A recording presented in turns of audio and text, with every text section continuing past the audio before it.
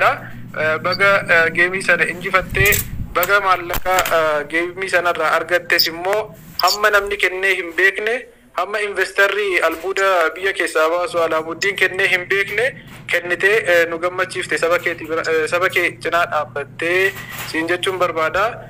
Kana mitiiti kan kanaa olii horadhuuti saba kee bira nu dhaabbadhu galatoomii ulfaadhuun siin jedha.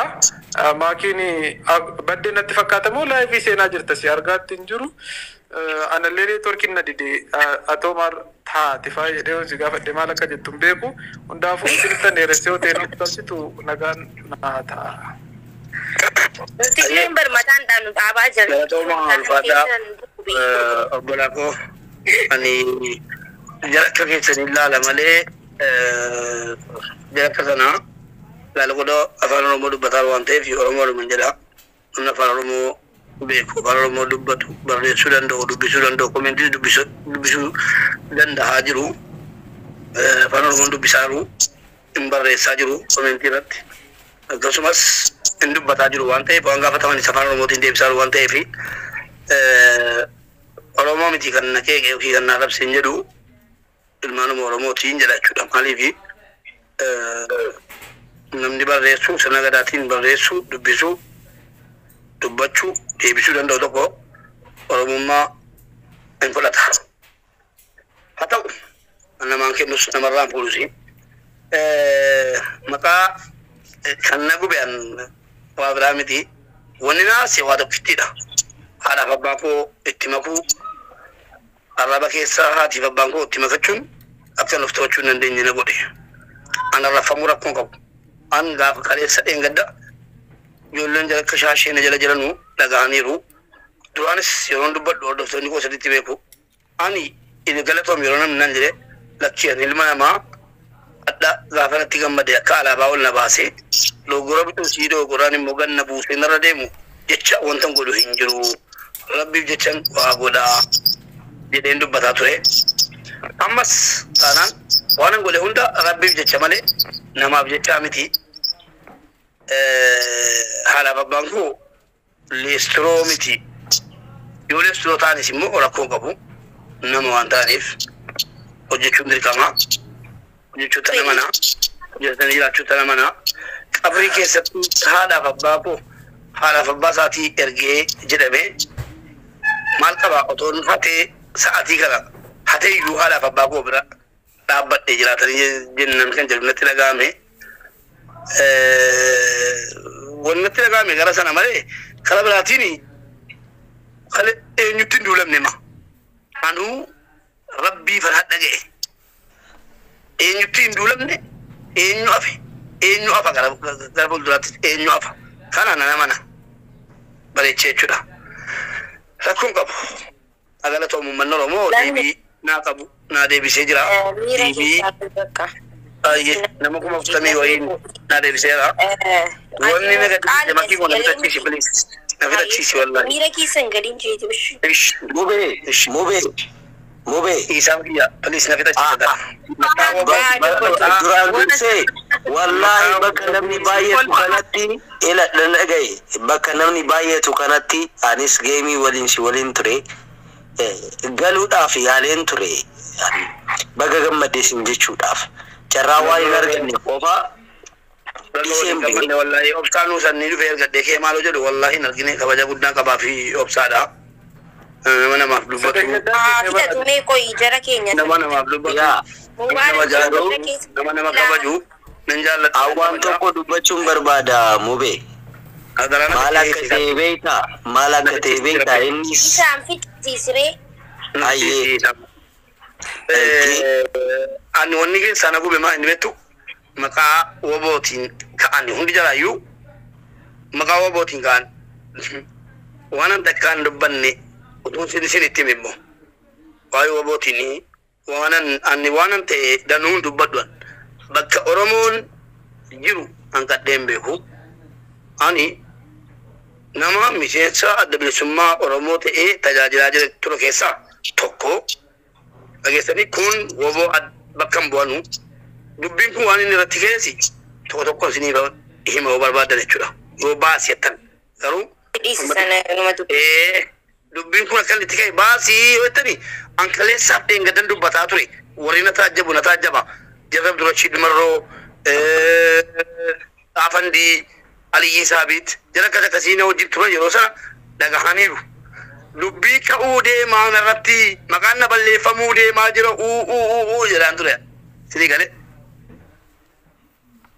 Amma ijoolleen kun wallahi summa wallahi wobos kuman qabanu wobonis duula kanaan irratti marsiisu an nama obboleessa kiyya lubbuu itti dhabe ana bilisummaa Oromoo keessatti lubbuu itti dhabe kan namni hundi beeku guumaan akka naannoo Jimmaatti guumaan wallahi guumaa guutuu beekaa obboleessaan gabaa itti dhabeen tokko jedha an kana dhagahaa guddadhe ajina wayyaanee nama nyaataa akka jedhe ta'an bineensummaa jalaan dhagahaa guddadhe gubataan guddadhe ergan Suudaan seene miindaan argadhurraa adda bilisummaa Oromootiif miseensa ta'ee tajaajilaan ture Eertiraa deemuufuu filatamee nama deemuudha qophaa'ee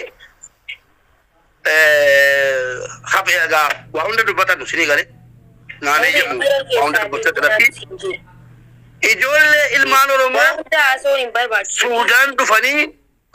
Suudaan dhufanii Suudaan irraan gara Eertiraatti ergamaa turan warra ergaa ture ergisiisaa ture keessaa qoma godha hadheen gadi ba'ee dubbadha uummata Oromoottan Suudaan kadirmartuu ija isaatii darge gadi ba'aa kana dhageenyaan inni kadirmartuu bareechee qubana qaba kadirmartuu ana bira qubachiifame waan ta'e miseensummaa keessatti shooran taphataa turee fi maallaqa kiyyaan haga jaallataa lammiitti shirna godha haga jaallataa lammiitti Eertiraa erguu keessatti anatu qooda qaba maallaqa kootiin dhaggeeffadhaa seettani maatii sobdoota maqaa wobootiin na tuqee na guggubaa irraan sinii galee haga Nuti irraa dubbataa dhiisa. dargaggoo isin miidiyaa irratti maqaa wobootiin jiranu tiktook irrallee amma jiranu lubbuun jiranu otoo du'aniiru ta'e tuwan eegamaniiru ta'e sila hadha hin dubbadhu garaan kaadha an jaalataan ijoollee erge hundayyuu dhufanii gastii irratti kan dubbatan nan godha yoo barbaachisaa ta'e haga achi bakka dhufuu qabu deebiin waa'ee wobootiin maqaan koo waamamu deebisiifachuu danda'an kan quba ol qaba kanaafi ijoollee ilmaan Oromoo wayyaanee kuffisuudhaaf gara Suudaanitti ergamaa turanii gaafa sanaan feesbuukii sin qabu gargaarsa keessa sin jiru gargaarsa namoomaa ofii gooti akka nama tokkotti nama rakkate kamuu nan gargaaraa ture miseensasi sinitti meera ijoollee biyyarraa dhufanii gara Suudaanittiin deemaa turan isa dhagaa darbeera wayyaaneen hin jiru waan ta'eef Eertiraa keessa sin jiran waan ta'eef dhiyoon dubbadhe rakkoon qabu dhiibbaan qabu ijoollee deemaa turan gaggeessaa turre simataa turre kadirmartuu an akka inni Suudaan seenaa jiru iyyuu hin beeku bakka biraatti ergaan natti dhufe kunoo kadirmartuu lubbuun jira kijibduudhaan jedhee jennaan wanni hundi koo bishaana dhugu kadirmartuu ergamee dhaggeeffadha natti ergamee qubachiisee simadhee na bira ga'uusaa gabaasee sani galee gaafanni qabamee gara biyyaatti galu wallaahi rabbi gurra koo aduuchu dhagaadhaa gurri koo mirga nan hojjetu Muhammad faa poolisiin irra dhaabe na tumsiise jechuudha sini galee dhagaadhaa gurri koo nan hojjetu kadirmartuu fuulduratte jechuudha akka sareetti lafarra gangalchamee kanan tumame sababii kadirmartuu hambifachuutiifi kanaafi isa kanaaf ragaan ijoollee nuti maallaqa keessa kiyyaa kennee geggeessaa ture yaa dubbatanu waa'ee wobootii gonkumaa na tuquu hin danda'anu jarri koo woboodhaanis waliin beekanu naamana ajeessanii woboodhaan waliin beekanu quba waliin qabanu naamanaan siniin jedhe anatu quba wal qaba yeroo sana asumatti kutaa jechuudha warri kun waan ta'etu ture iccitiin dubbadhu iccitii amma dubbii ammaatii wal harkaa dha'ee rabbi Oromoo akka inni barbaadu godhee bilisoomsee akka inni barbaadutti gaaf tokko abbaan dubbatu hin dubbata waa'ee kootii qoodan qabu Oromoo keessatti jechuudha maqaa wobootiin garuu wobootti cilaatti dibuudhaaf irratti hojjetaa jiru malee jarri kun woboodhaan quba waliin qabanu naamana kanaaf immoo ragaa barbaanne yoo isin jettan yeroo Mubaarak Musammaa dhalachuu isaa isin hin beeknetti Mubaarak Musammaa wayyaanee irratti waa meeqa akka hojjetaa ture. Ani nama Oromootti ergamu miti abadan nama Oromoodhaa ergamu malee nama Oromootti ergamu miti an. Umrii koo kanaan rakkoo danuu Oromoof jecha dabarseera himachuun barbaanne an tuttuqaatu na dubbachiise malee. Kanaafi hundayyuu guyyaatu dubbata. Wannan miidiyaarratti hojjedhe qofa yaa Mubeeko maaluma nu dhageega dhiisime warri kanaaf walumaa galatti haala kootiifi abbaa koo akkasitti keessanii qabrii keessatti akkasitti gargaarsa haati manaasaa gargaarsaan jiraatti ilmuuta gargaarsaan guddata haadhaaf abbaansa ittiin biyyatti gargaara. Carraa kenni namni jedhee jarrate Oromoo namni jedhee deebanii wanna tokko qofa dubbadhu Mubee maal akka ta'e beektaa ila ummanni Oromoo maakii irraa aansee dhugaa dubbachuudhaaf maakirra aansee yeroo sin jedhu kana foolooraan sin jedha malee giftiidhaan miti giftiidhaan yoo ta'e immoo situ moota maakirra caalaa ummanni giftii kafsiif kennate kuni guutuma guututti ijoollee Oromoodha. Kun jechuun kabajaa siif qaban jaalala siif qaban kana mul'achiisuudhaaf waan ta'eef qofa wanna biraaf miti. Akka TikTokitti akka rekoorditti maakiin namoota 65,000dhaan rekoordii qabattee jirti. Lammaffaan si'i namoota 41,000 qabachuudhaan geemii taphachuudhaan jechuudha. Kun Oromummaa keetii waakkatanii miti. Kunniin Oromummaa keetii jibbanii miti. Waan si jaalataniif qofa waan Oromummaa keetii waan amananiif qofa namoota 41,000 si daawwachaa ture kana keessatti irra caalaa namoota 3 akka ati mo'attu qabxii miliyoona 3 caalaa akkasiif kennan kunniin guutuma guututti Oromoodha. Ati deebiinsi barbaachisa jedhee yaadu. Gaafii amma isaan gaafachaa jiran yookaan dubbii amma isaan kaasaa jiran kana keessatti deebiinuu barbaachisaa natti fakkaatu akka ilaalcha kiyyatti. Oromoon hagam akkasi jaalatu hagam akkasi kabaju argitee jirta. Kun kan dhufe ati waan Oromoo taateef qofa osoo hin ta'in Oromoodha jettee baatee uummata Oromoodhaaf sagalee ta'uu keetii fi uummata Oromoo miidhamaa jiru kanaaf baasiin isaaf gaggeeffamuu qaba maallaqa walitti gurree isa gargaaruu qaba jettee waan baatee gargaartee fi wanna biraaf miti. Say alhamdulillah kun wanna guddaadha jedhee yaada Mubaarak. isaan dubbannu moo Dubban okay hayyee lammii dhageeffadhu obsaa kutu deebii sinan barbaada kutu deebii. namootni amma sitti dubbachaa jiran nuti isaan akka isaan namni deeme isaan barbaade isaan dhageeffatu tokkoffaa godhaa jirra. Lammaffaa immoo namni si arrabsu jiru takiin si qeequ jiru nama lakkoomsaan beekaman kasi jaalatu immoo lakkoomsaan hin beekaman kasi jaalatu lakkaa'een hin fixoon jee guyyaa dheeraa natti fudhachuu danda'a. Kasi arrabsu immoo lakkaa'uu fixuudhaaf daqiiqaa takka qofa natti fudhata. Si galee miti kana jechuun Oromoon si jaalata Oromoon si kabaja si jaalata. Si jaalate waan si jaalannuuf kan maqaan lammii jedhee si moggaaseef. Saniifuu namni tokkolleen ati nuuf ija keenya namoota akkasiitiif bikka hin kanneen si waliin jirra haamileen sin cabee haadhaaf abbaa yoo arrabsamuu ta'e namni haadhaaf abbaan isaa irraa inni arrabsamne hin jiru dhugaa dubbachuudhaaf namni hunoo namoota hedduudha ijoolleen uummata sabaaf hojjate takkaa osoo hin arrabsamiin asir namni arrabsamuu isaa gizee arrabsamtan akka hojjetaa jirtan beekuu qabdan. Gizee arrabsamtan gizee qeeqamtan anama gizeen qeeqama gizeen arrabsamuu akkan hojjetaa jirutu beeka jechuudha. Ati waan hojjettee si arrabsan waan hojjetteef si qeeqan namni muuta guyyaa takkaillee namni arrabseen beene qeeqeen beene meeqaatu jira namni waa hojjete namni numa arrabsa ajendaa si godhata guyyaa irraa saniifu namoota akkasisanii bikka hin kannini bira darbii wanni dabarre hin jirtu arrabsamaatuma jirra numa dabarra waan hundaa'u ati kaayyoo kee qabadhuuti deema waan hojjechaa jirtu daranuu hojjedhu daranuu jabeesiiti hojjedhu kanuma siin jaalamni koo miira keessaa bahe.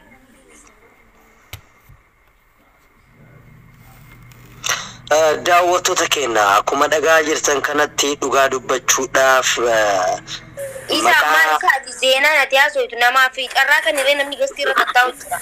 Ayyee isaafan kenna homaa rakkoon qabu garuu maqaa muuviin balleessuudhaaf tattaafachaa jiran guutuma guututti. Ati mana kee namni gisee dhufu beektee suma dhaggeeffachaa oolla. Buleessoo kadhaa uummata Oromoo kadhaa barsiifte jedhe tokko. Mube lammin waan akkana ilaalii rabbi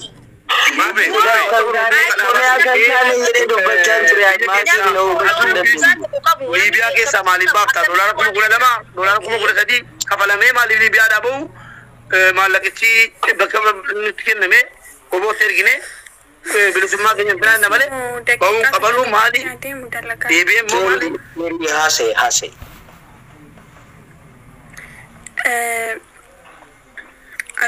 Galatoma ani mube kanin jechu barbaadu namootan TikTok kanarra si beekantu si qeeqa jedhee yaada. Namni ani Mubarak namni hundillee kan beeku Facebook irrattidha. Facebook irratti giftiin hin jiru Facebook irratti. Namni sadaqaa kadhatu hin jiru Facebook irratti. Garuu ammoo yeroo inni hawaasa isaa cinaa dhaabbatu yeroo inni uummata isaa gargaaru yeroo inni kan beelee nyaachisu yeroo inni Facebook irratti dalagaa mataa isaa dhiisee yeroo inni dhukkubsataa duukaa fiigu yeroo inni akkana konkolaataa oofaa oolee dadhabaa oolee yeroo inni akkana uummata isaa cinaa dhaabbatu sana Mubarak kadhataadha. Mubarak akkana kan hin jenne marti har'a Mubarak gara TikTok dhufee TikTok irratti teenyaan taa'etuma hawaasa isaa gargaaraan maaliif Mubarak gara TikTok jalqaba Mubarak gaafa TikTok irra dhufu Mubarak nama lubbuun jiru. Ani maalin jedheen immoo been jedheen wanta TikTok wanta Facebook irraa nama ta'e walii walloleeti. Nama ta'e walii walloleetu waan Facebook irraa wallolte TikTok gubbaa kanan fidiini jennaan hayyee keeri jedhee dhiise. Kanaafiyyuu Mubarak har'a gara TikTok kan dhufe ummatatu hawaasa bal'aatu gara TikTok itti galagalee malee haajaa TikTok qabaatee miti. Yookaan ammoo TikTok irra galii inni argatu waan takka jiraatee miti. Hawaasa Oromoo bal'aatu TikTok irra jiraaf TikTok irra dhufe. Kanaafiyyuu akkanatti haa beeknu hundi keenya. Lammaffaa irratti immoo Amaarri maal jedha xiqqaaqqina anasteenyaa malsaan saxim jedhu. Bakka namoota xixiqqishoo akkanaafiif mana keenya bannee deebii kenninaaf yoo ta'e isaa wajjin garaagarummaa hin qabnu nullee. Kanaafiyyuu arrallee boorallee namoota akka kana achi nama 100 takka jira as nama 700 olti jira. Sigalee miti hagam akka wal caalmaan jiru. Kanaafiyyuu namootan akka kanaaf deebii kennama taanaan boorallee uummata kana jajjabeessaa jira akka dhagaamnee jirra waan nuti dubbachaa jiru waan nuti Mubarakin jechaa jiru waan nuti Maakii jechaa jiru waan nuti isaanin jechaa jiru suni dhagaamaa jira. Kanaaf mana isaanii banatanii nurraa haasaa jiru jedhaniitu aamilee godhatu. Namoota akka kanaatti uffannee hin deemnu yoo ta'e boorallee akkana nu godhu jechuudha. Miciyyoon har'a mana ishee bantee si arrabsaa jirtu sun nama anaanillee akkanuma na arrabsaa turte. Kan isheen si jette ol naan jetteetti. Kan isheen ataamma haadha kiyya abbaa kiyya aanillee akkuma kee abbaan kiyya bolla keessa jira. Garuu ammoo kan siin jette ol naan jettee jirti. Guyyaa takka deebiin kennineef guyyaa takka maaliif deebii kennuuf waan hin barbaanneef jechuudha.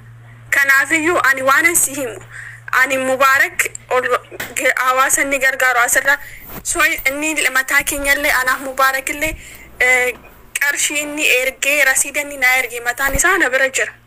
Kanaafiyyuu hundi keenyallee osoo wal beekne barbaachisaadha. Kanaafiyyuu hundi keenyallee ajandaa kana dhiisne isa qofaa miti Mubarak qofaa miti robbaleetii aanallee akkanatti waan hin beekne nyaatte jaanii maqaa kiyya addunyaa kiratti na balleessanii isa waan meeqaa jira siigalee miti Aanilleen akkasuma Kanaafiyyuu ajandaan kun dhiifamuu qaba bakka mubee. Siimitiifi namicha kitaaba Yaburqaa Zimmitaa katabe suni ilma Oromoo miti. Garuu ammoo seenaa Oromoo nuti arrarraa dubbachuu dandeenyu katabe nama Eertiraadha. Dhalataa Eertiraadha. Osoo ati Oromoo ta'uu baatteeyyuu nuuf ammoo ati Oromoo keenya Oromoo caalaa nu dalagaa jirta. Kanaafiyyuu namicha kitaaba Yaburqaa Zimmitaa barreesse sanarraa fakkeenya fudhadhaati. Osoo Mubaarak ilma Oromoo miti ta'ellee Oromoof dhaabbate, Oromoof dalage, ilma Oromoo nyaachise, ilma Oromoo fayyise akkanatti yaada. Nama ummata isaaf qarshii takka kenne kabaja. Nama hawaasa isaa Oromoo kabaje. Kabajaani Oromoo. Taappellaa biraan kenninaa dhala namaaf. Ani kanumaan jedhamu beeku. Ajandaan godhiin Arabbi isaanii aboonurraa. Dhaggeeffadhaa seerri mataa kiyyaa na hayyamutti hin jiru. Na dhaggeeffadhaa jira keenya. Seerri mataa kiyyaa ani shugguxiidha miti. Shugguxiin kiyya na hayyamaan jiru. Shugguxiin Oromoodhaan namoota akkanarraa haasoo hin qabdu jeeti sammuu kiyya natti himaa jira. Please Duriyyee hashiishaa fi farshoo quufteef deebisaa kan itanii maqaa ittiin godhinaa please. Seerri mataa kiyyaa gizee na ajaju rakkoon qaba beeytanii dhiisaa.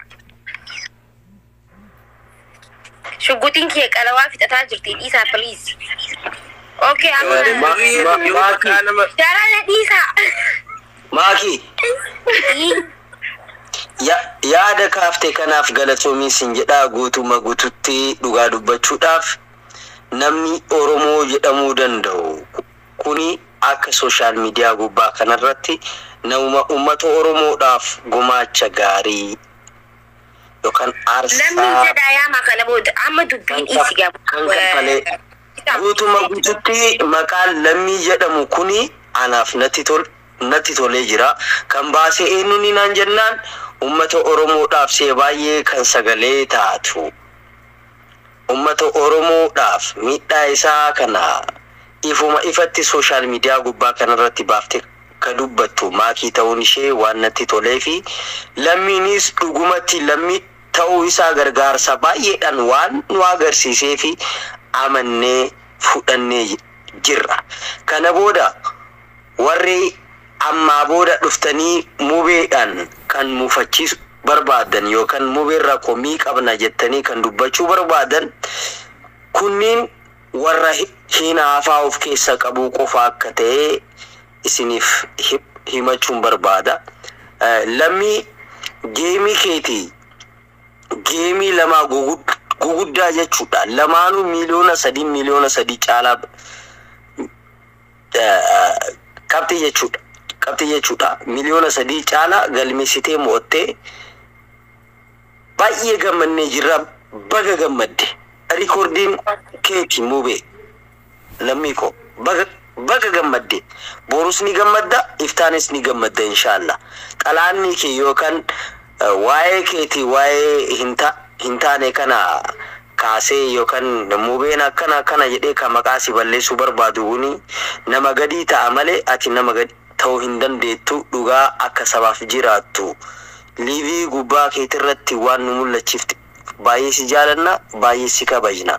Kana booda namni kamiyyuu haa ta'u ummaa keetii irra mul'achuu barbaadu akka maqaa keetii balleessuu barbaadu kanatti kan dhufu nama kamiyyuu haa ta'u fudhatama hin qabu irraa hin fudhannu ofirraa qolannaa mubeen goota kennaa mubee waanumaatii liivii gubbaa kanarratti gochaa jirtu kanarratti hamileesiif kennina galatoomii nuuf jiraadhu itti fufi. Bakka wanni itti fufamu hin jiru kana moo dubbiin qabbaasumatti dhaabbattee jirti seerri mataa hayyamne waan ta'eefu galee miti.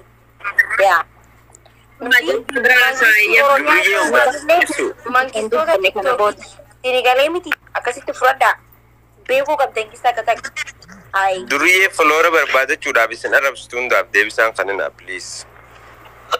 Asirratti adhaamsa takkatti qaba yeroo takkamaatti shaashee keerii yookaan shaashee Isa akisen je isa ya jira. laala bubeedhaaf waan nama tokko nambaasaa keerii naaf bahee obsaadhaan galchuu waan barbaaduuf keerii yaanchi na shimmitti kayyi sorry. Maakiyaa yeroo takka dhaamtamuu beeksisni irra qabuun isinii hima. Maali jedhi maakii? Yoo inni bakka isa arrabsan san dhaqee seenee namni akka jiru mala san dhaqaa folootu namni sun yeroo gabaabduu keessa feemaasii ta'a. Kanaaf bakka arrabsamee mubaarak bakka arrabsamaa yoo jiraate inuma akka safara san hin dhanne yoo dhageeffachuu barbaade osoo keessa gadi hin bu'in gubbaarra taa'ee dhageeffachuu ni danda'a. Si galee yaani fi isa kana waan biraatii miti. Amma fakkeenyaaf gasti isa irra yeroo inni seene namni yeroo masan gara kumaa jala ol fiiga si galee gabaabdutti namni sun feemaasii ta'araa jechuudha. Karaa qaxxaamuraa guddisaa jira. Saniif nama isin arrabsu bira warri feemaasii inuma hin seenina. Kanuma dhaamsi kiyya kadhu. Galatoomii. Maal jirtan duba yaa saba yaa Oromoo maal jirtan meenatti hundi keessan amma araarri buuf deema jiranii dhagee haa godhu yoo kan araarri buutaate wal qabannee kara Oromiyaa galla maal jettan? Anaa fi Mubaarak gidduu araaran buustanii dur? Ammas araara biraati mee? Araara maali? Lalgalooto gullalleen kan tufaana lalgalooto garaa bichuu furii lalgalooto.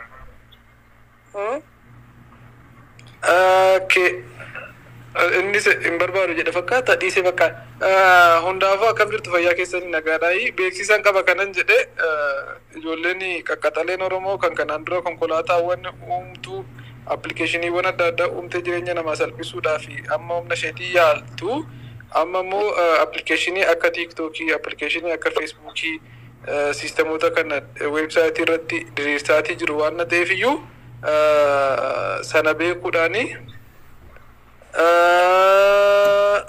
yeeboontu kana beekuudhaani namootni fayyadamuudhaan akka ijoollee Oromoo kalaqaa adda addaa irratti hirmaattu jajjabeessitan isaaniif madda galii uumtanii namoota kaaniif illee akka madda galii uumtan fakkeenyaaf tiiktookiin hammuma nuti isa fayyadamnu inni appilikeeshinii nuti buusnee fayyadamnu irraa galii argata intarneetaa waan fayyadamnuu fi intarneeta irraa galii argata beeksisoota gidduutti fidurraa galii argata dabalee immoo giiftii fakkeenyaaf ani birrii tokkoon bitee maakiidhaaf kennu irra saantima 70 yookiin parsantii 70 fudhateefa sanarraa faa galii argata. Kana fuunee nama keenyaaf yoo kennine baay'ee isaa walumarraa fayyadamne walumarraa fakkeenyaaf amma tiiktookis namuma Oromoo ta'etu baay'inaan ilaalee nama Oromoo ta'etu baay'inaan react godha. Afaan Oromootiin hoggaa dubbannu saba biraatti miti kan nuti dubbannu. Saniif ijoollee kana akka jabeessitanii jaalala Oromummaatiif namummaatii fi nama ol dhufaa jajjabeessuutiin isin gaafadha. Beeksisi isaa yeroo baay'ee hojjetamaa ni jira argaatti jirtu innis blue.et jedhama akkasumas immoo birraa news kan jedhu seentanii yoo ijoollee sanaa fi daawwattan akka gaariitti intarneetiidha wajjin wal baranii carraa Oromoon ittiin wal gahu wal quba qabaatu uumaa jechuudha. Fakkeenyaaf maakii Oroo jala akkaawuntiin tiiktookii meeqa jalaa gubate? Abu isway diqiimaan gubate amma na dhiisanii jiranii galan taa'aa rabbiin. Ammaaf. Okay, Facebookii meeqatu si jalaa gubate? Facebookii tokkumaan ni jalaa gubate. Facebookni hedduu na jalaa gubate. Garuu kan amma banee garuu hunduu jira. Facebookni fi tiiktookiin baay'inaan nuti fayyadamnu akka inni hin guddanne kan taasifamu akkasumas immoo yoo inni guddate immoo riipoorti godhamee kan gulaaluu fi kan calalu jara waan ta'eef iyyuu